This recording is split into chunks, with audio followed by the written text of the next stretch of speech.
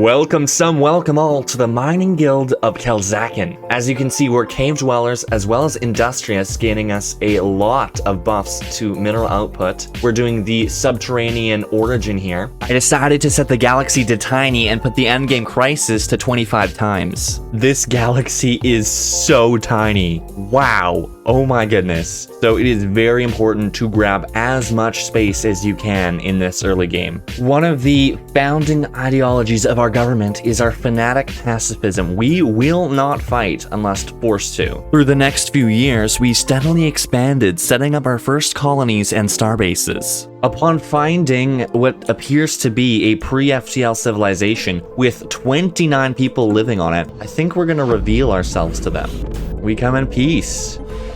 Well, now we only need to become their friend slowly. 30 years, oh my goodness. They are not happy. To the north of our empire, we encountered a hostile alien race that began to abduct our people and experiment on them. Upon first contact, we found them to be the Scrathen, a race of driven assimilators that had already conquered several civilizations. Oh, okay. It seems that both Seoul and Fuzhou, which are different independent places, were conquered by the Scrathen, which means the Scrathen are going to be insanely powerful. We're going to improve relations with them and hope that they don't attack us. Oh my gosh. Also, why are they sending a construction ship into our space? What's up with that? We continue to work on our economy and building a safe environment for our citizens, even reaching 100% stability on some worlds. Okay, so the plan is unyielding. We are going to be a fortress. Think about it, all right? We're already underground, which means that we get a buff when we're getting bombarded. They do minus 50% damage or something like that. Negative 75% damage. That is amazing. So we're just gonna fortify and dig in a hole, diggy hole. With the discovery of neighbors to the south, we were invited into the galactic community and promptly joined. We're a bit behind, but we're gonna get there soon, very soon. Don't you worry. I also have been investing heavily in defense because they are overwhelming to me in fleet power, and I'm actually pretty proud of what I've got going so far. Right here in the system, 4.8k on this station, and I'm going to be upgrading that soon and building more defenses as time passes so that we can be impenetrable. In the south, I think we're safe. So we only have two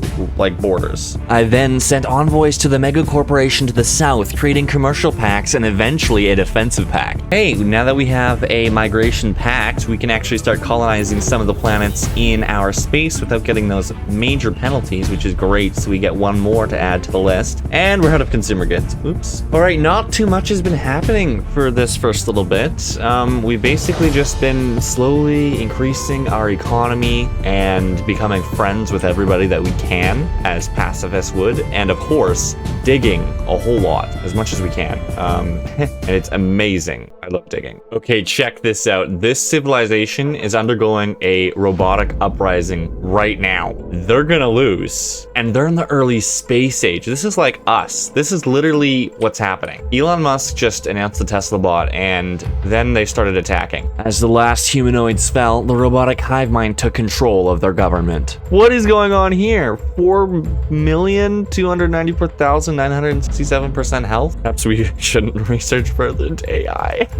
Chat GTP just took over. Let us guide you. This is awesome. Okay, well, I now have a protectorate. After several years of searching, we finally found the homeworld of the First League and became in possession of a brand new relic world. Okay, this is epic that we are so good at mining because we can restore the Ecumonopoli. Yes, we just got to get 20,000 minerals, and I need to clear all of the blockers here, which is going to take a while, but we're right on that. And then once they are all gone, the new city planet will arise. I then nominated my capital to become the new galactic market hub, garnering an exceptional nomination quality. How? Oh my gosh. So apparently they chose the galactic market for here. Like what are they? There's nothing here. It's nothing. I don't understand. Sometimes this game is very unfair, you know? For the next several decades, the galaxy was embroiled in a civil war that left the mining guild most mostly unscathed. Even though we were pulled into the conflict, we did not fight back, and none dared attack our brutal bastions. Yes, this is good. Okay, I managed to barely get on the council. I just threw on an envoy at the last possible sec. Something is happening. I've been on this world, okay, and every scientist I send here dies. Let's try it again. Let's give him a scientist, and I will come back probably next cut, and Zuquitl will be dead. Wow, okay, I've been proved wrong. Fortunately, the animals were hibernating. Actually insane how many times people died here. I've never seen this before. The Blue Wraith. Who and what are you? Where did you come? What? I'm painfully intrigued because that is so cool. Do I have to make another short on Spectre? Is there a new Guardian in this game? After finally removing all the blockers and saving up thousands of minerals, we began restoring the First League capital into the shining ecumenopolis it had once been. Then we began purchasing slaves on the galactic market and freeing them to live on this city world. Okay, this is a good day because we have been running short on consumer goods for so long, but it appears that Ben Hanabis has finally been encased, which means that we now have access to the factory arcology and foundry arcology. So I can just do something like that, and all of a sudden, we're gonna have a whole bunch of specialists being poured into, and you'll see it in a sec here, a factory, and it's gonna be the best thing ever. Upon earning another ascension perk, I chose to unlock the latent psionic abilities of our people in the hopes of becoming a more united and cohesive empire. Okay, here's an event I have never seen before, The Guest. Apparently on our capital, as we speak, there is a massive tentacled monstrosity. And what exactly is it doing? The wriggling tentacle motions of our guest are a form of sophisticated sign language. And apparently it is embarrassed about its lack of clothing and is repeatedly asking for garments. Okay, cool. We eventually deciphered her language and uncovered she was from a race of psionics who are attempting to use the Shroud, the veil by which telepaths communicate, to travel across space in a form of teleportation, and she's the first of her species to accomplish this goal. So I guess we welcome her as an equal, and she becomes a awesome scientist who is now going to lead up one of our technologies. What do we like the most? Probably physics. Physics is cool. Okay, so we now get the psi jump drive technology appearing much more often. This is very good for us. I continued purchasing slaves in the galactic market only to free them to live on my new city planet. Now we finally can reach into the Shroud. Let's do it. We should commune with it. Commune with the Shroud. With ineffable. I love it. Year by year, the galaxy continued to be embroiled in war as my trade partner continued to battle for territory against smaller empires. Instrument of Desire. I think that's a good idea. 5% more job.